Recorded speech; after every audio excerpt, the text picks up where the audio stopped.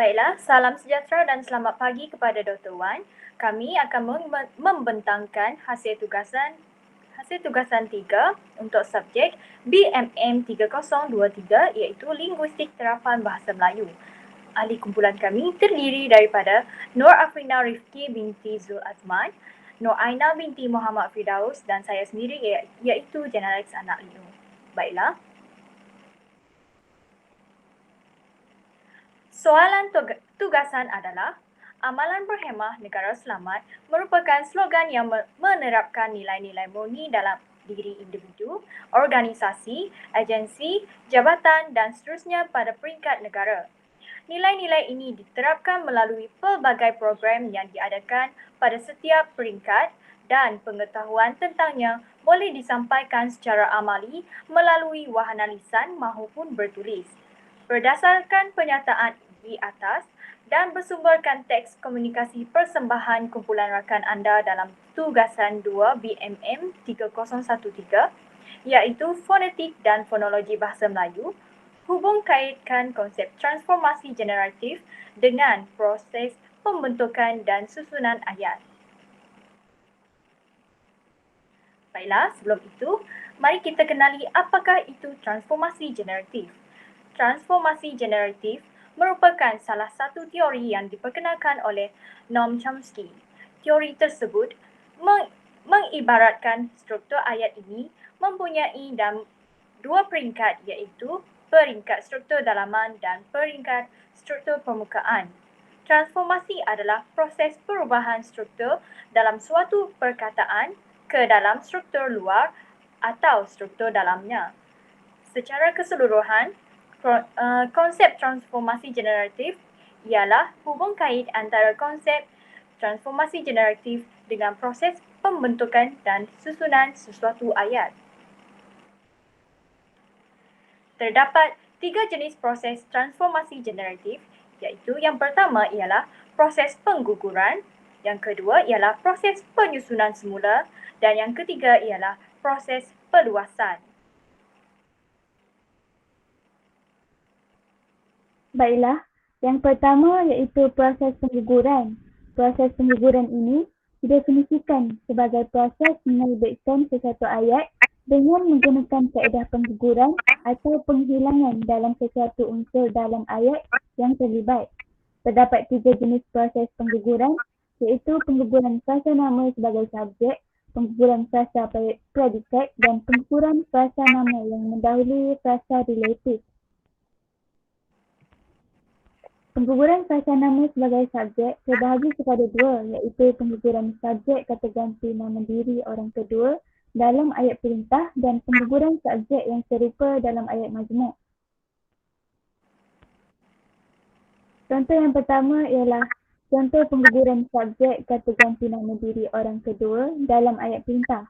Terdapat dalam ayat perintah iaitu kata ganti nama diri kedua digugurkan atau secara kasarnya dalam struktur binaan ayat tersebut ditransformasikan dengan subjek kata ganti nama diri digugurkan dan hanya tinggal predikat. Contoh analisis ayat yang pertama ialah berhemahlah di jalan raya amalan muda. Pengguguran yang berlaku ialah pengguguran kata ganti nama diri.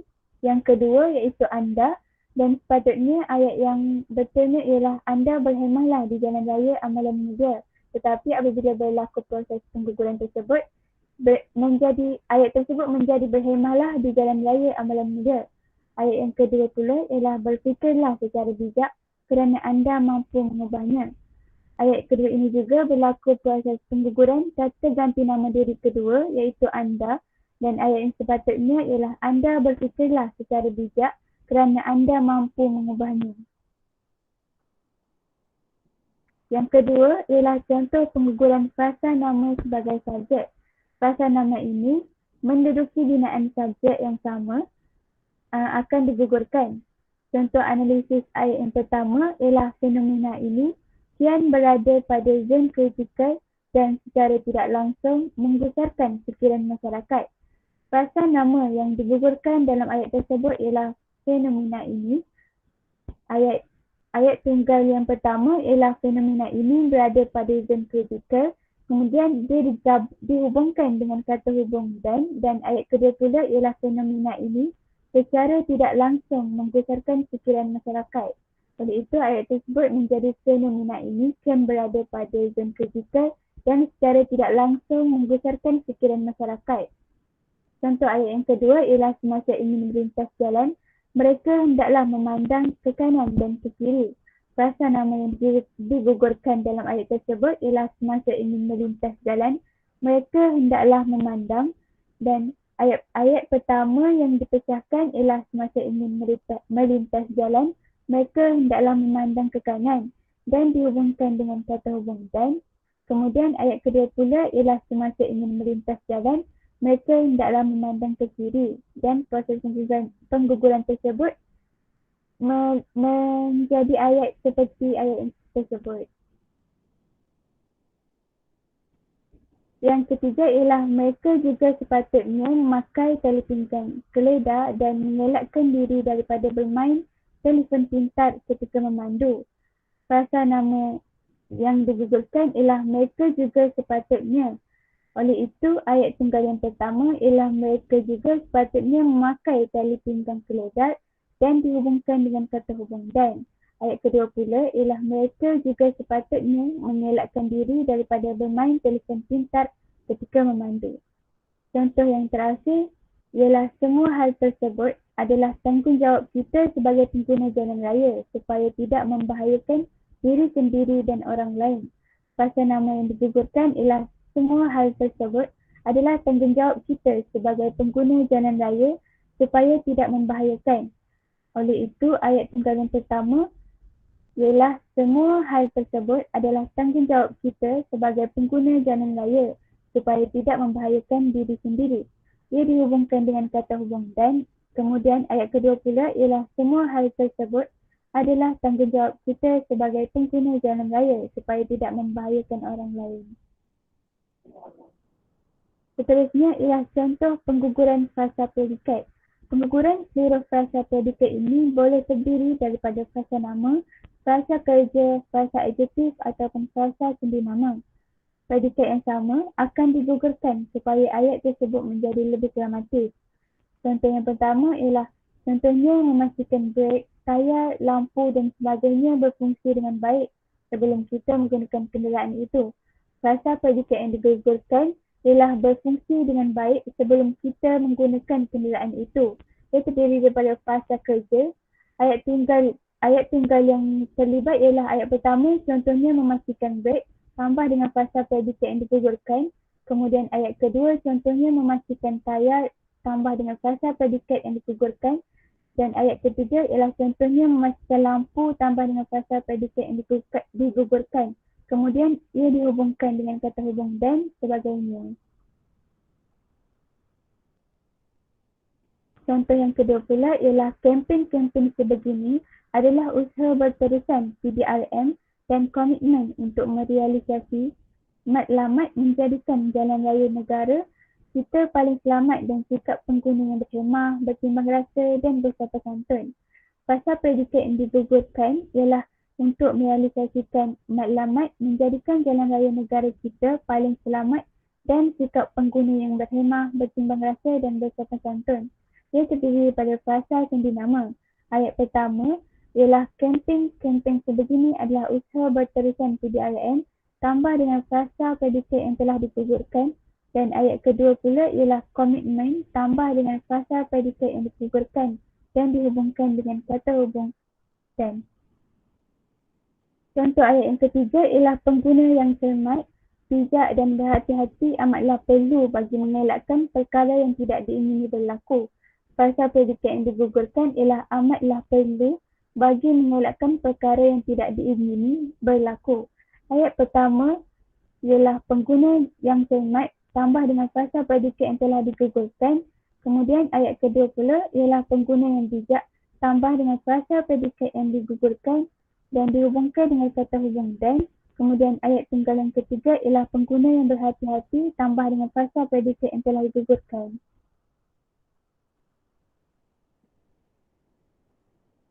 Yang ketiga ialah proses pengguguran yang terakhir iaitu proses pengguguran frasa nama yang mendahului frasa relatif.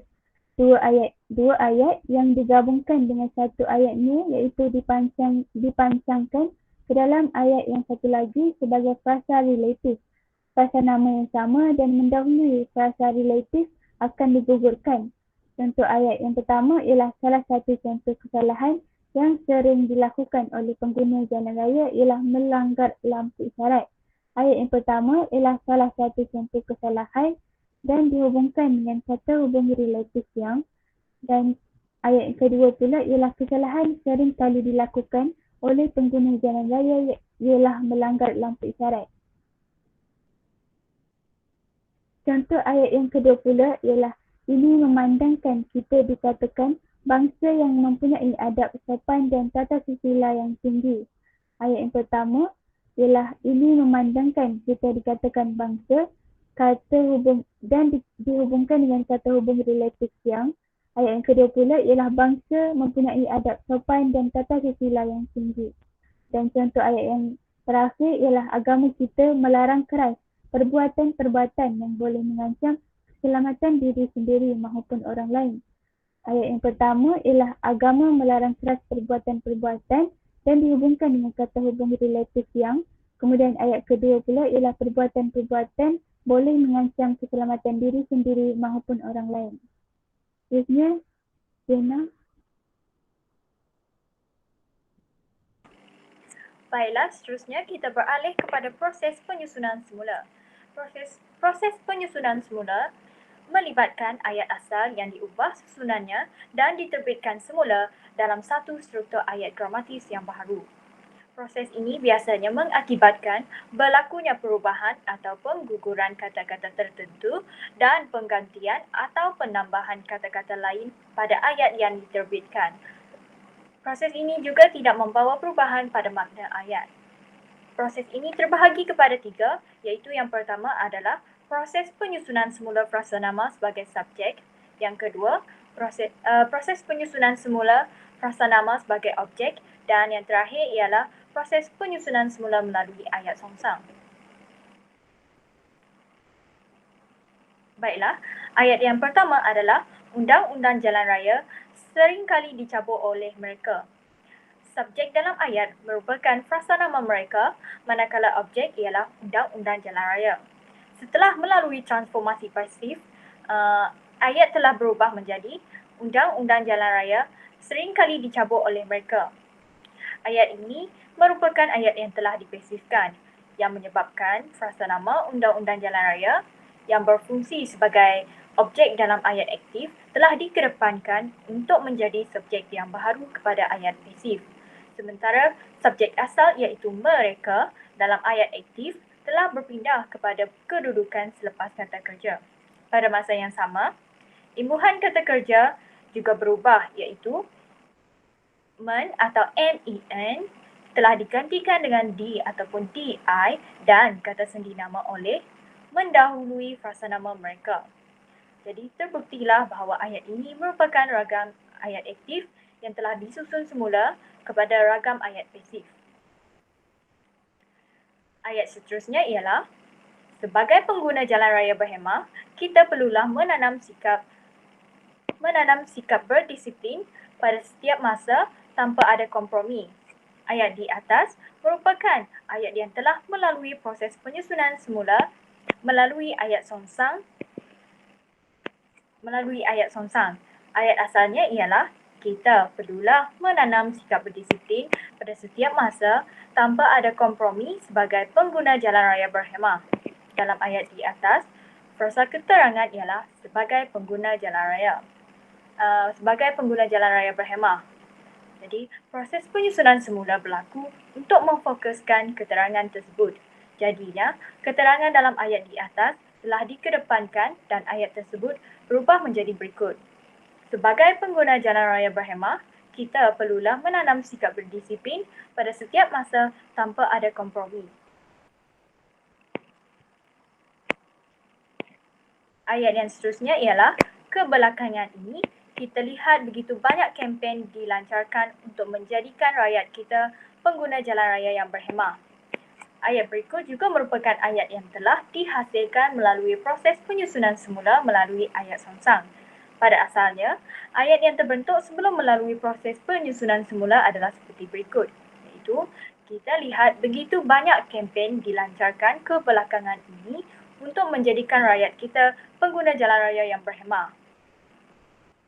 Jadi terdapat frasa keterangan masa iaitu kebelakangan ini di dalam ayat.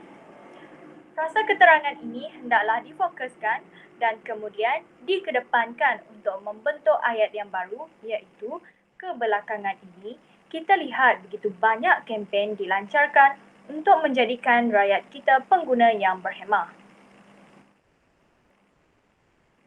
Contoh ayat seterusnya ialah pelbagai amalan berhemah yang perlu diamalkan oleh pemandu kereta untuk selamat sampai ke destinasi yang hendak dituju. Ayat di atas merupakan ayat yang diterbitkan setelah melalui proses penyusunan semula frasa nama sebagai subjek melalui proses transformasi pasif.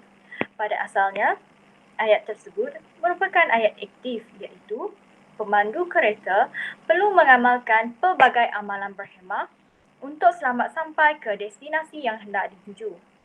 Ayat ini pula merupakan ayat yang telah dipasifkan yang menyebabkan frasa nama pelbagai amalan yang berfungsi sebagai objek dalam ayat aktif telah dikedepankan untuk menjadi subjek yang baharu kepada ayat pasif.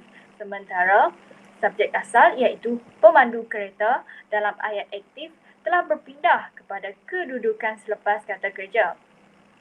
Dalam hal ini, imbuhan kata kerja juga berubah iaitu meng atau MENG telah digantikan dengan di atau DI dan kata sendi nama oleh telah mendahului frasa nama pemandu kereta. Jadi, ayat ini juga merupakan ragam ayat aktif yang telah disusun semula kepada ragam ayat pasif. Seterusnya kita masuk kepada proses perluasan ayat.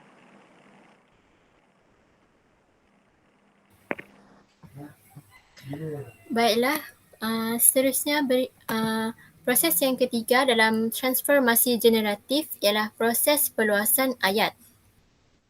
Sebelum itu, saya akan menceritakan serba sedikit mengenai apa itu proses perluasan ayat.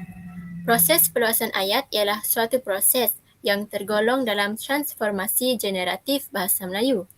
Menurut Nik Safiah et al. 2015 dalam bukunya Tata Bahasa Dewan dan Faridah 2016 dalam bukunya Linguistik Terapan Bahasa Melayu, proses perluasan ayat ini merupakan suatu proses yang melibatkan pertambahan unsur-unsur ke dalam ayat baharu. Dalam bahasa Melayu, terdapat 4 jenis proses perluasan yang boleh berlaku pada sesebuah ayat itu. Berikut merupakan 4 jenis proses perluasan ayat. Yang pertama ialah perluasan frasa nama sebagai subjek. Yang kedua ialah perluasan frasa predikat dan yang ketiga perluasan dengan kata hubung. Yang terakhir sekali ialah perluasan melalui proses komplementasi. Baiklah, proses yang pertama ialah proses perluasan frasa nama sebagai subjek. Proses ini berlaku apabila konstituen subjek dalam sesebuah ayat mengalami proses relativisasi. Proses relativisasi merupakan proses yang menerima kata pancangan relatif iaitu yang untuk membentuk sebuah frasa relatif. Kemudian, frasa relatif ini akan dipancangkan pada subjek ayat untuk menghasilkan sebuah ayat terbitan yang mengalami proses perluasan frasa nama sebagai subjek. Berikut merupakan contoh ayat yang mengalami proses perluasan frasa nama sebagai subjek. Ayat yang pertama ialah isu kemalangan jalan raya yang semakin meruncing sering sahaja menjadi fokus perbincangan dan maudu utama pada dada-dada akhbar tempatan di Malaysia. Ayat 1 merupakan ayat yang mengalami perluasan frasa nama sebagai subjek.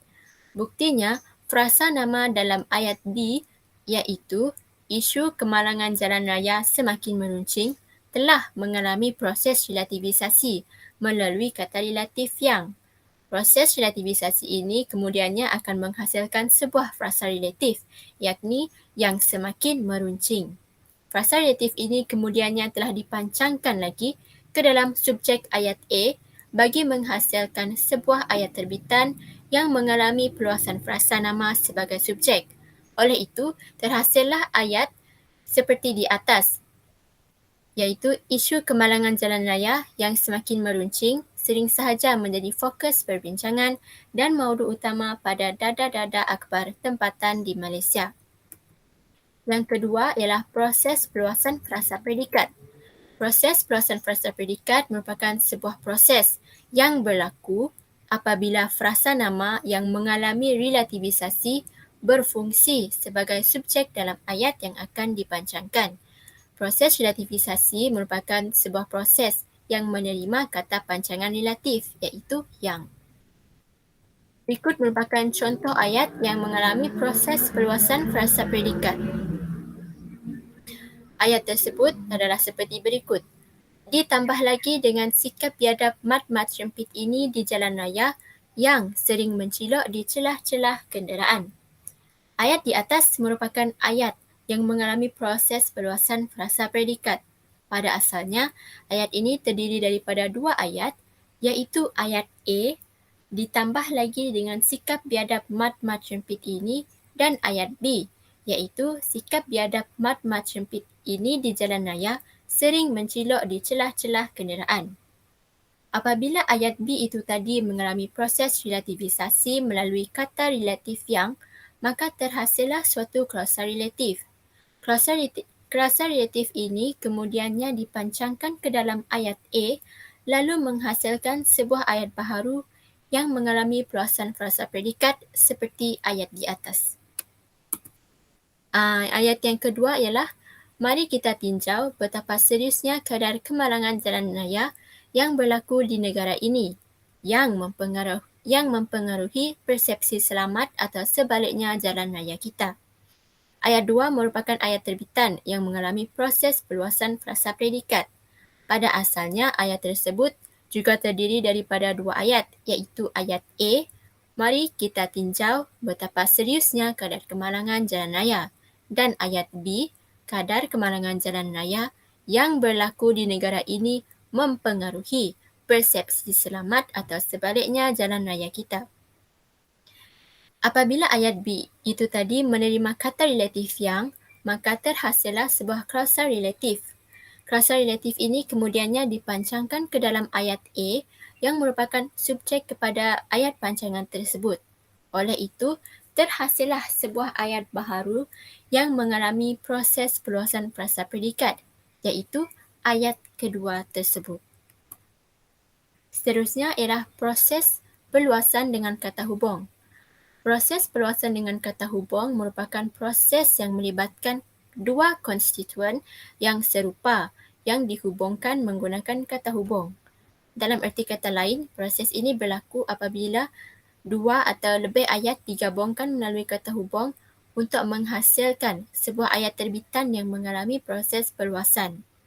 Kata hubung yang boleh digunakan dalam proses ini adalah seperti kata hubung dan, tetapi, kerana, jika, walaupun serta untuk. Berikut merupakan contoh-contoh ayat yang mengalami proses perluasan dengan kata hubung. Contoh ayat yang pertama ialah perkara ini seringkali terpampang di dada akhbar dan ditayang di televisyen. Berdasarkan ayat di atas, kita dapat mengetahui bahawa ayat tersebut mengalami proses perluasan dengan kata hubung. Perkara ini dapat dibuktikan melalui kewujudan kata hubung dan yang berfungsi untuk menggabungkan dua ayat tunggal di atas, iaitu ayat A, perkara ini seringkali terpampang di dada akhbar, dan ayat B, perkara ini seringkali ditayang di televisyen. Oleh itu, melalui kata hubung dan tersebut, terhasillah sebuah ayat terbitan yang mengalami perluasan dengan kata hubung, iaitu ayat pertama tadi. Contoh ayat yang kedua pula ialah pengguna jalan raya berhemah perlulah mematuhi undang-undang jalan raya dan menggunakannya dengan berhemah. Pada asalnya, ayat tersebut terdiri daripada dua ayat tunggal yang telah digabungkan melalui kata hubung dan. Penggunaan kata hubung dan yang berfungsi untuk mencantumkan dua ayat tunggal tersebut akhirnya telah menghasilkan sebuah ayat terbitan yang mengalami perluasan dengan kata hubung. Ayat tersebut adalah ayat yang kedua tadi, iaitu pengguna jalan raya berhemah perlulah mematuhi undang-undang jalan raya dan menggunakannya dengan berhemah. Contoh yang ketiga pula ialah pengguna jalan raya berhemah perlulah berhati-hati dan peka. Ayat di atas terdiri daripada dua ayat tunggal yang telah digabungkan melalui kata hubung dan. Kata hubung dan merupakan kata hubung gabungan dan ia berfungsi untuk menggabungkan dua ayat tunggal di atas bagi menghasilkan ayat terbitan baharu iaitu pengguna jalan raya berhemah perlulah berhati-hati dan peka. Contoh yang keempat ialah kita perlulah peka dengan keadaan sekeliling semasa memandu kereta, menunggang motosikal dan berjalan kaki. Ayat di atas merupakan sebuah ayat terbitan yang mengalami perluasan dengan kata hubung. Kata hubung yang digunakan juga merupakan kata hubung gabungan iaitu dan. Kata hubung dan ini berfungsi untuk mencantumkan tiga ayat tunggal di atas yang seterusnya menghasilkan ayat terbitan baharu seperti ayat keempat tadi. Contoh ayat yang kelima pula ialah kebelakangan ini kita lihat begitu banyak kempen dilancarkan untuk menjadikan rakyat kita pengguna jalan raya yang berhemah. Jadi berdasarkan pernyataan di atas, kita dapat mengetahui bahawa ayat tersebut terhasil daripada proses perluasan dengan kata hubung. Buktinya, terdapat penggunaan kata hubung keterangan iaitu untuk di dalam ayat kelima itu. Kata hubung untuk ini berfungsi bagi menggabungkan ayat A dan ayat B yang seterusnya menghasilkan sebuah ayat terbitan yang mempunyai sifat perluasan. Seterusnya ialah contoh ayat yang keenam. Kes ini terus meningkat kepada 11,063 kes pada tahun 2004 dan bertambah sebanyak 2,239 kes kemalangan pada tahun 2005. Ayat di atas terhasil apabila kata hubung dan digunakan bagi menggabungkan dua ayat tunggal iaitu ayat A. Kes ini terus meningkat kepada 11,063 kes kemalangan pada tahun 2004 dan ayat B. Iaitu kes ini bertambah sebanyak 2,239 kes kemalangan pada tahun 2005. Penggunaan kata hubung gabungan iaitu dan di dalam ayat tersebut membuktikan bahawa ayat ke-6 ini mengalami proses perluasan dengan kata hubung. Contoh ayat yang terakhir ialah berfikirlah secara bijak kerana anda mampu mengubahnya. Ayat di atas menunjukkan berlakunya proses perluasan dengan kata hubung kerana terdapat kata hubung keterangan iaitu kata hubung kerana di dalam ayat tersebut. Pada asalnya, ayat terbitan ini terdiri daripada dua ayat dasar iaitu ayat A, berfikirlah secara bijak dan ayat B, anda mampu mengubahnya. Kemudian, kedua-dua ayat ini telah digabungkan dengan kata hubung keterangan kerana bagi menghasilkan sebuah ayat baharu yang mengalami proses perluasan melalui kata hubung. Proses yang seterusnya ialah perluasan melalui proses komplementasi. Proses ini berfungsi untuk mengubah sesebuah ayat menjadi satu klausa komplemen. Klausa komplemen tersebut kemudiannya akan dipancangkan pada sesuatu ayat yang lain melalui kata hubung komplemen bahawa. Oleh itu, terhasillah suatu ayat baharu yang mengalami perluasan proses komplementasi melalui perkataan bahawa tadi. Untuk makluman, bahawa merupakan salah satu contoh kata hubung komplemen. Ini merupakan contoh ayat yang mengalami proses perluasan melalui proses komplementasi. Ayat berikut adalah statistik mencatatkan bahawa 4,128 kematian melibatkan penunggang dan pembonceng motosikal. Ayat di atas menunjukkan berlakunya perluasan melalui proses komplementasi kerana terdapat penggunaan kata hubung komplemen iaitu bahawa di dalam ayat tersebut. Pada asalnya ayat ini terdiri daripada dua ayat iaitu ayat A, statistik mencatatkan dalam kurungan sesuatu dan ayat B, 4,128 kematian melibatkan penunggang dan pembonceng motosikal.